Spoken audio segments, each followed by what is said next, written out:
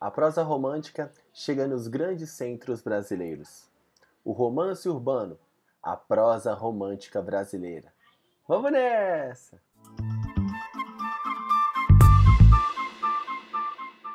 Fala aí galera, beleza?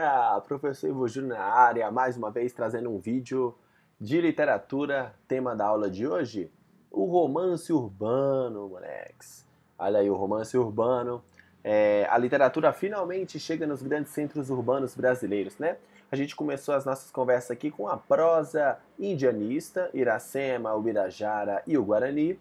Depois, o nosso romance foi para os interiores, né? Que a gente viu Inocência, o Cabeleira, a gente viu o Gaúcho, né?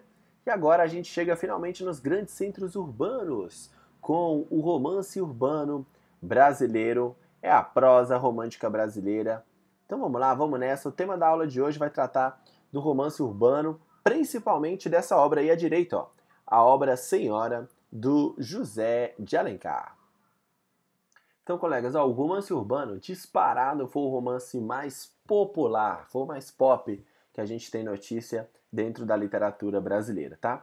O romance urbano, ele teve esse grande alcance, primeiro porque ele retratava a vida cotidiana da burguesia. Então, o que é isso, velho?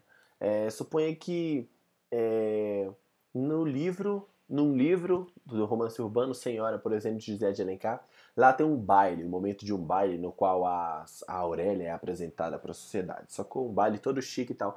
E esse baile acontece em um salão muito popular lá em São Paulo. E esse salão é o mesmo salão que o público consumidor daquele livro frequenta nos seus bailes. Pegou a visão? Então é como se a vida cotidiana da burguesia fosse retratada dentro do romance. Essa identificação tão próximo assim nunca tinha acontecido na literatura brasileira. Resultado: explosão de consumo, velho. Todo mundo comprava os livros da prosa urbana romântica brasileira porque a burguesia, sobretudo, né, se identificava com as obras que eram escritas, porque ela se via nessas obras. Por isso que eu coloquei ali embaixo aqui o romance urbano, ele insere o leitor do cotidiano nas suas histórias literárias. As histórias que eram contadas eram cotidianas, ou seja, que acontecia com o público leitor. E o público leitor, identificado com essas histórias, passava cada vez mais a consumi-las, né? O romance urbano basicamente foi publicado em folhetins. Para quem não lembra, folhetins são publicações que são fragmentadas. A cada semana ou a cada 4 dias sai um capítulo ou parte de um capítulo, sai um episódio. É a origem das novelas, a origem do Netflix, dos seriados brasileiros, sobretudo, as produções do romance urbano brasileiro, quase todas foram publicadas em folhetins, tá? E o último comentário importante acerca do romance urbano, como introdução, né, é que esse tipo de romance, ele foi o precursor das obras machadianas. Então a gente vai ver no próximo movimento literário, o realismo, o movimento ao qual pertence o Machado de Assis, né, a gente vai ver que o Machado de Assis vai se aproveitar muito das portas que esse romance urbano abriu na literatura brasileira como um todo, tá? Então, senhores, ó, aqui no nosso curso a gente vai estudar 3 das principais obras literárias do romance urbano brasileiro, tá? A gente vai começar no vídeo de hoje com Senhora, obra-prima aí do José de Alencar. Posteriormente a gente vai ver Memórias de um Sargento de Milícias, do Manuel Antônio de Almeida. E por fim a gente vai ver A Moreninha, do Joaquim Manuel de Macedo. Essas 3 obras são as 3 principais obras do romance regional. Do romance regional não, bebê. Do romance urbano brasileiro. A gente vai estudar aí meio de trás para frente, tá? Por quê? Porque a Moreninha, em termos cronológicos, seria o primeiro, né? O primeiro texto, a primeira obra literária, o primeiro romance desses aí do romance urbano. E ele tem um caráter mais sentimental, é muito mais melodramático. A gente vai ver mais à frente como o texto da Moreninha é um pouco mais dramático, um pouco mais romântico mesmo, de fato, né?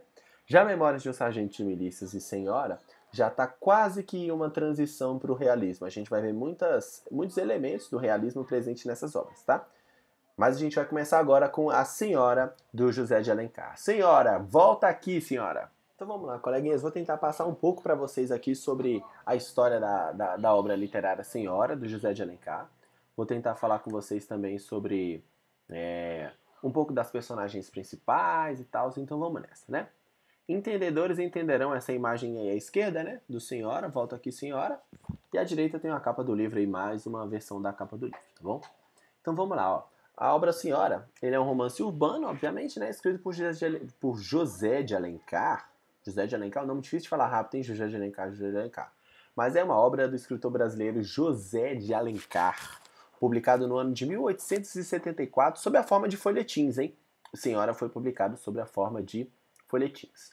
Aí para vocês eu listei os 5 personagens principais, tá? Eu vou falar um pouquinho dos personagens e depois eu vou falar um pouquinho sobre o enredo como um todo, tá?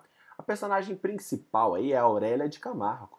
A Aurélia de Camargo, que é a senhora, esse nome do livro é senhora, né?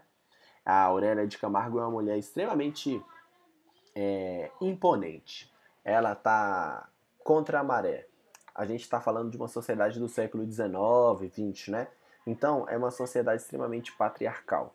E a Aurélia de Camargo, a senhora José de Alencar, essa é brava, essa sabe exatamente o que quer, né?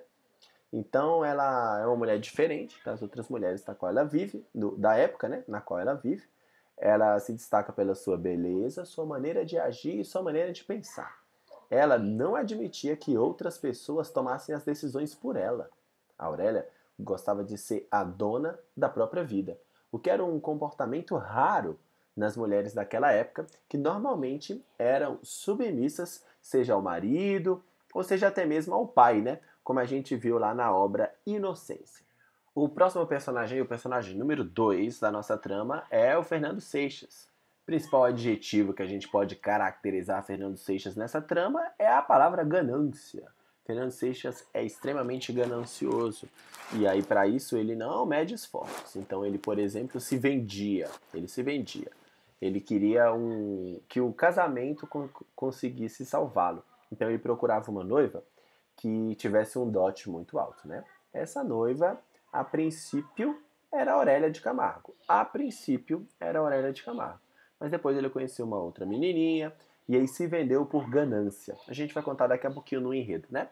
Mas Fernando Seixas era um homem que aparentava ser da alta sociedade, gostava muito de tudo do bom e do melhor, gostava do luxo, da riqueza, e para isso não media esforços. Então, ganância é a palavra-chave para Fernando Seixas. O próximo passo aí é o Lemos. Senhores, o Lemos, a importância dele é bem secundária na obra. Ele, na verdade, ele organizava os casamentos. Então, como o casamento, a proposta da obra é tratar o casamento como uma instituição financeira e um contrato social e não uma relação amorosa e tal, o Lemos, ele era esse meio de campo, ele era esse intermédio entre o pai de uma família e o pai de outra, ou a família de um e a família de outra. Então esse é o papel de Lemos na obra. Ele arrumava lá os casamentos entre as personagens, né? E aí a gente vai ver que tem muitos casamentos sendo arrumados aí entre essas personagens. Próxima personagem, Adelaide do Amaral. Adelaide é uma mulher rica, poderosa, sedutora, e ela, devido ao seu dote muito rico que o seu pai tinha, ela consegue tirar o Fernando Seixas das mãos de Aurélia. Porém, seu coração é apaixonado por um outro cara chamado Torquato Ribeiro. E esse cara, coitado, é pobrezinho, não tem onde cair morto, porém, nesse momento da história, né, o coração fala sempre mais alto e o amor sempre vencerá. É a proposta romântica dessa obra, a Senhora, do José de Alencar. Então, a Senhora Adelaide do Amaral é essa, né? É uma moça ambiciosa, uma moça rica, poderosa e sedutora, rouba Aurélia Camargo, na verdade, de Fernando Seixas. Então vamos lá, senhores, vamos lá. O enredo da história é mais ou menos assim, né? A Aurélia, ela é filha de uma costureira e ela é órfã de pai. E aí depois que ela perdeu seu irmão, ela se apaixona por Fernando Seixas. Fernando Seixas a gente já caracterizou ele para vocês. É um homem muito ambicioso e tal. Os dois se apaixonam. O amor deles é falso? Não. O amor deles é verdadeiro. Eles confiam demais nessa relação amorosa, tá bom? O amor entre Fernando Seixas e Aurélia de Camargo é verdadeiro. Eles gostam muito um do outro nesse momento da história e ao longo de toda a vida eles sempre se amam. O que rola, colegas? A ideia do José de Alencar é mostrar que o casamento nessa época é uma instituição contratual e social. É um contrato e não uma relação amorosa. Aí que entra a Adelaide do Amaral. A Adelaide do Amaral, fica sabendo que a Aurélia e Fernando Seixas vão casar, que estão juntos e tal, e ela desperta um desejo pelo Fernando Seixas. E aí ela contacta Lemos para fazer uma proposta para Fernando Seixas para que Fernando não se case com a Aurélia e se case com ela. E aí o Fernando olha o dote da Adelaide, olha o dote da Aurélia e fala assim: cara, eu gosto muito da Aurélia, eu amo a Aurélia, mas eu vou mudar a minha vida se eu casar com a Adelaide do Amaral. Então quer saber de uma coisa? Vou casar com a Adelaide e vou abandonar a Aurélia sozinha, forever alone. Por fim aí, colega, eu coloquei o Pedro de Camargo, né? Pedro Camargo é o pai da Aurélia e ele é filho bastardo do fazendeiro chamado Lourenço Camargo. E esse Lourenço, quando morre, deixa uma herança gigantesca para Aurélia. E essa herança é a grande responsável pela mudança no rumo do enredo da obra. Colegas, Aurélia Camargo abandonada por Fernando Seixas e Fernando Seixas se casando com Adelaide do Amaral. Esse é o cenário até o momento, né? O que eu falei que é responsável pela grande reviravolta da história foi o Pedro. O Pedro Camargo, né? No caso é pai de Aurélia. O avô da Aurélia morreu, né? O senhor fazendeiro Lourenço Camargo. Ele morreu, pai do Pedro, avó da Aurélia.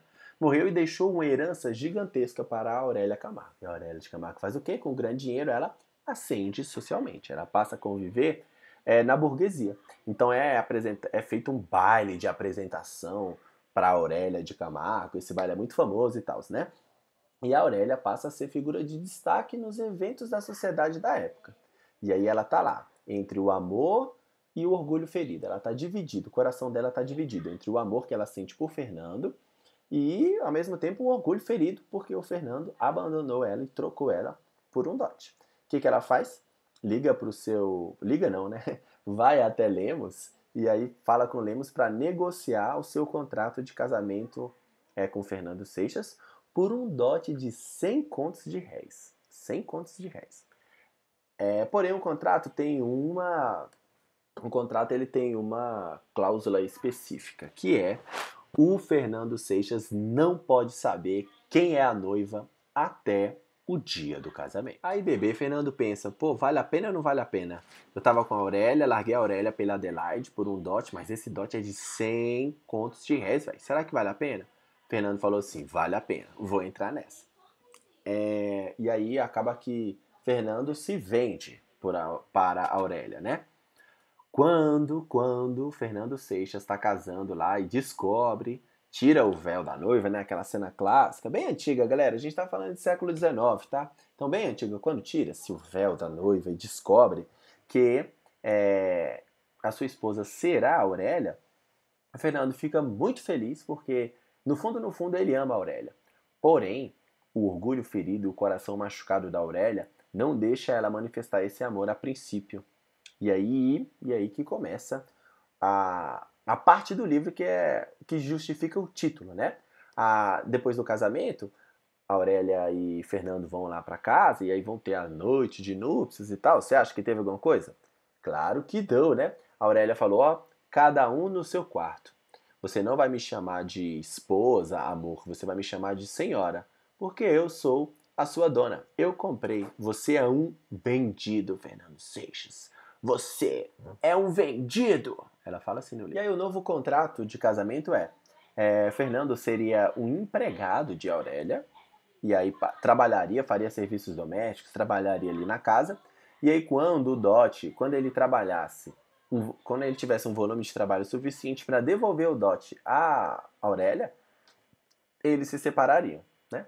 E aí ficou ali, cada um dormindo em um quarto, quartos separados, porém nas redes sociais, ó, fotinhas juntos, eu te amo, eu te quero, era um casamento de aparências. Porém, a Aurélia, apesar de se impor nesse momento da história, no finalzinho o coração fraquejou, cara, o coração fraquejou. O que acontece? A Aurélia, ela convive ali com Fernando Seixas às vezes conversava com ela, falava, olha, se você tivesse conversado comigo, ido pela educação e não pela agressividade, não por esse orgulho ferido, eu tenho certeza que a gente seria um casal feliz e tal.